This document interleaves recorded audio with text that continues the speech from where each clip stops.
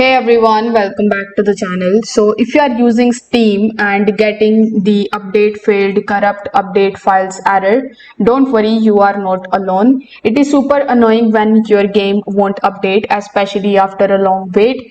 This issue usually happens because of the corrupted files that actually prevent Steam from finishing the update. But don't stress, fixing it is very easy than you think. So in this video I will show you some of the best ways to actually solve this problem. So without further delay, let's get straight into it. But before proceeding into this video, make sure you check out the useful links that are given down in the description. These are the links of all the resources mentioned in this video.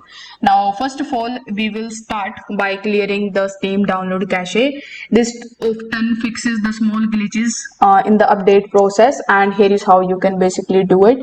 First of all, you need to launch your Steam powered launcher and then click on this Steam icon in the top left hand corner of the screen. Afterwards, click on the option of settings. In your settings, you will have to hover over to the left hand section and click on downloads.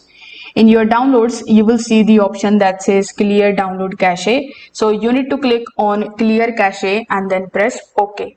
Now Steam will restart and that's it. You can try your game again and see if the error is gone or if it is still there. If the cache didn't work, next up is actually verifying the game files, and this will actually check if any files are missing or corrupted and replace them automatically. So here is how you can basically do it again in your Steam powered launcher. So you need to launch your Steam powered launcher and then log in into your account. Then hover over to the top and click on library. In your library, you will see all of your games that you have installed previously or that you have added as your favorite. So you need to just select that particular game which you want to verify for any update.